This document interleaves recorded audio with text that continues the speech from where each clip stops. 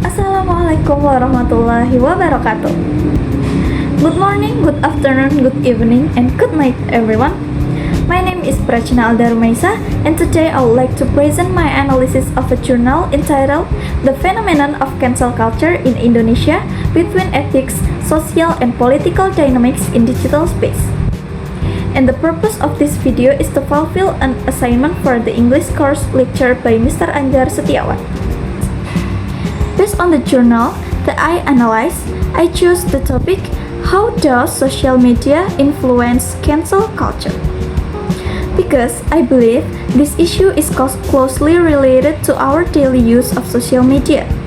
Nowadays, social media has become an important part of our lives, and it has a strong influence on how people express their opinions and respond to public issues. First of all, let me explain what cancel culture is. Cancel culture is a phenomenon in which groups of social media users criticize or reject an individual or a group because they are considered to have violated social norms. In Indonesia, the people who are most often affected by cancel culture are public figures, and the issue usually involves ethics or morality.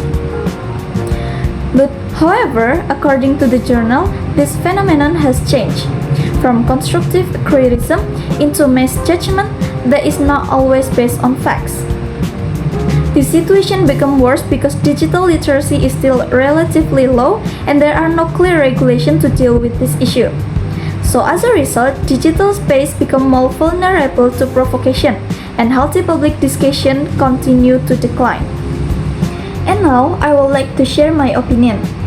In my opinion, this phenomenon shows that many people still use social media without thinking carefully before expressing their opinions. Instead of checking whether the information is complete and accurate, many users immediately follow public opinion or viral trends. And because of this, criticism that should encourage positive change often turns into mass judgment. This can create conflict and reduce healthy discussion. In addition, low digital literacy makes people more likely to be influenced by opinions that are spreading online.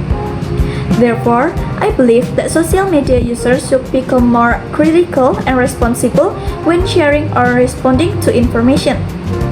The journal also provides evidence to support this idea. It explains that many social media users react very quickly to certain issues without considering all the facts.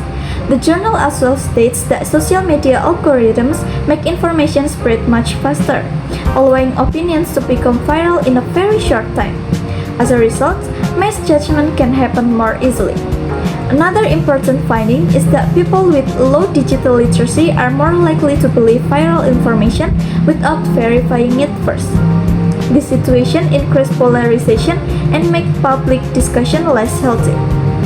Therefore, the journal suggests improving digital literacy and creating clearer regulation so that social media can be used more wisely and responsibly.